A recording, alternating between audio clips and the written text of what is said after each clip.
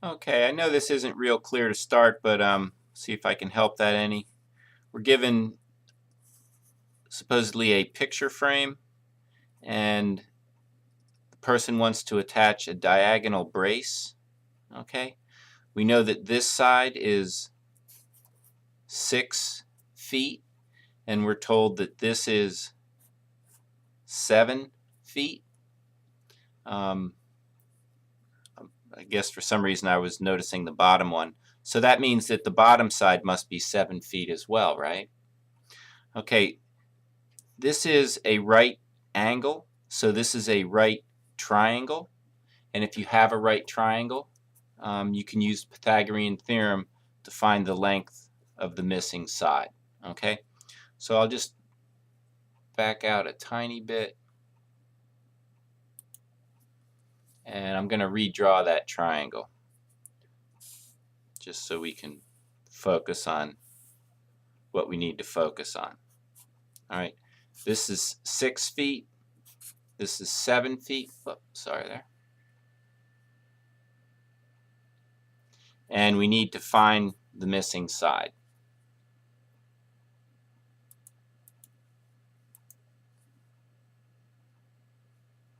And if you have a right triangle, you can use the Pythagorean theorem, which states that the length of one side squared plus the length of another side squared is equal to the length of the hypotenuse squared. These are called the legs. The long side's the hypotenuse. And the legs, it doesn't matter which one's A, which one's B, but C has to be the longest side. And that should make sense. If you're going to combine these two, they would have to be the two shorter ones. Okay, so we'll plug in our values. That's 6 squared, 7 squared equals x squared. We're going to solve for x. So we have 36 plus 49 is equal to x squared. You add these 70, that's 85, is equal to x squared. And normally in our class, the most you could do now is solve for x, use the opposite operation to get x by itself. So the opposite of squaring something is taking the square root. So you take the square root of each side.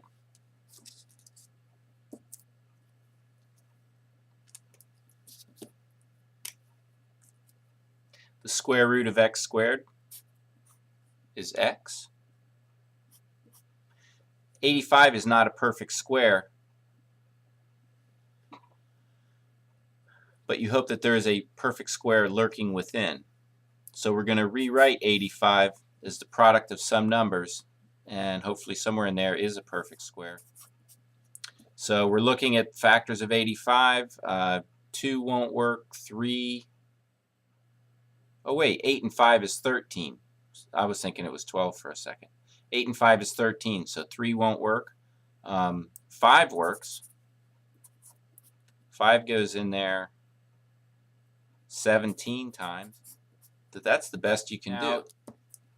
If they want, up here, I know you can't read it, but it says type a decimal rounded to the nearest tenth of a foot.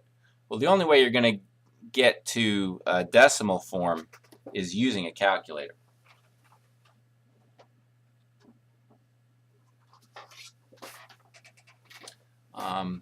So I know you can't, I know this calculator's out of focus, so it's not a lot of help, but we really don't use calculators other than for this homework problem, so I'm not real worried about teaching this. But basically you want to find the square root of 85 and then round it to one decimal place.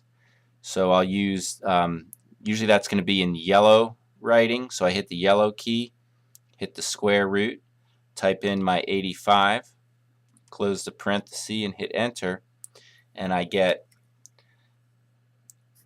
9.21, and they said round to the tenths place, So I stand at the tenths and I look over at the next digit. So 9.2, what are we in, feet, is what they want for x. And again, in our class or on a test, this is the answer that you would give. But the homework, they want it rounded to 1 decimal place.